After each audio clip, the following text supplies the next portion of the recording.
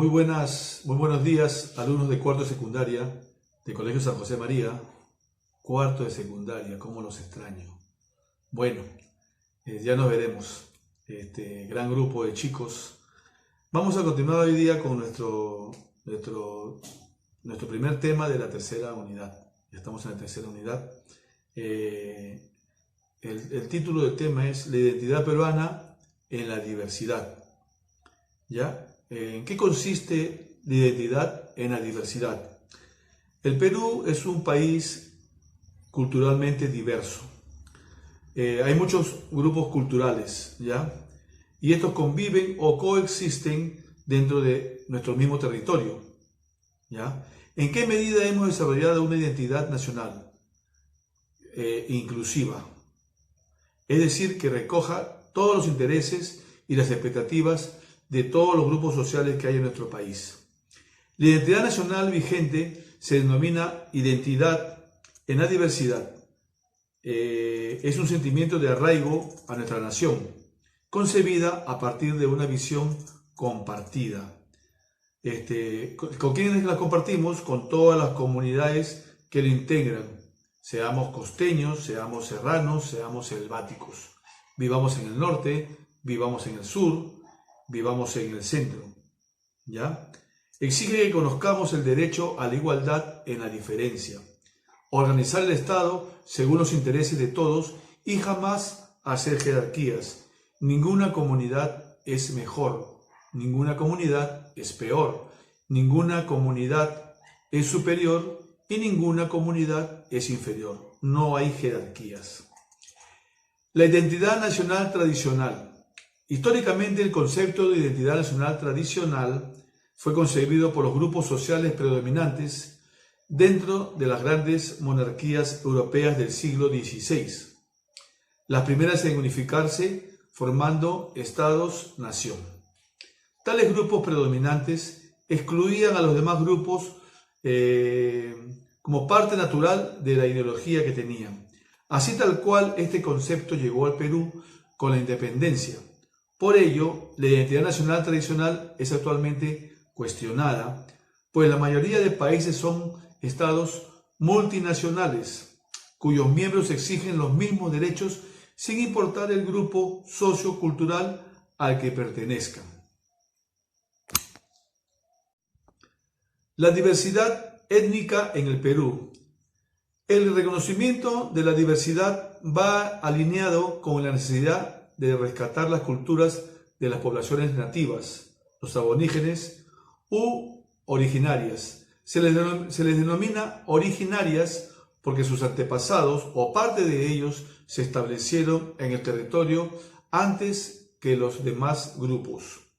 Se caracterizan por mantener intacta gran parte de sus tradiciones y costumbres ancestrales y por tener cierta autonomía cultural, pues aún no están plenamente integrados a la civilización.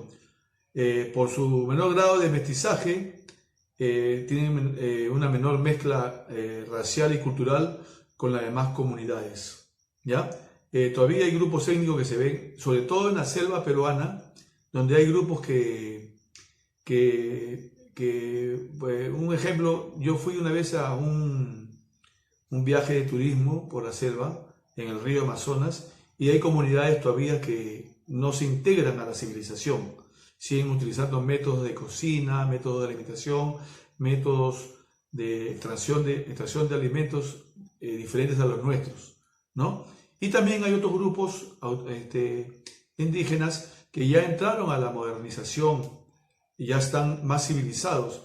Inclusive los que estaban ahí vestidos como indios, todos, a las 6 de la tarde terminaron de estar vestidos como indios, y muchos de ellos, los jóvenes sobre todo, se pusieron su pantalón jeans, su camisa, su polo, y se fueron a la ciudad en el mismo bote que nosotros fuimos, y se iban a la universidad, ¿no? Son grupos de indígenas que están estudiando en la universidad. Miren el grupo cómo cambia, ¿no? Cómo hay diferencias ahí. La identidad y la revaloración étnica. Los estudios históricos y sociológicos de comienzo del siglo XX atribuían rasgos de inferioridad a las distintas poblaciones nativas. existía aquello que los estudiosos llaman cultura oficial. Esto es un conjunto de creencias e ideologías circunscrito alrededor de valores costeños, occidentales y urbanos, que tendía a ver al Perú como si fuese una nación homogénea cuando el Perú no lo es. Los nuevos estudios están revalorando la diversidad étnica del Perú, en tanto que los niños y jóvenes de las distintas etnias van sintiendo orgullo por sus orígenes, adquiriendo identidad y a la vez seguridad para insertarse en el país. Eso es lo que le estaba diciendo hace un momento, ¿no? Que ellos iban a la universidad. Se estima que la población nativa del Perú está distribuida en 1.549 comunidades, principalmente a lo largo de la región de la selva. Familias lingüísticas. La familia lingüística es un grupo de lenguas que tienen vínculos históricos y que muestran indicios de derivar de alguna lengua en común. Los grupos étnicos del territorio peruano poseen idiomas diferentes, pero con raíces comunes. Por ello, están agrupados en familias lingüísticas que, por otro lado, facilitan el respectivo estudio antropológico. Una de esas familias, la más importante por la gran difusión geográfica que ha tenido en el Perú y en Sudamérica, son los arawak. Los arawak, que agrupa a los ayanincas, amueyas y los boras. Por ejemplo, este grupo, ¿no? Que tienen en común el arawak, que los ayanincas, los amueyas y los boras hablan un dialecto que es que tiene indicios de derivar de la lengua de los arawak.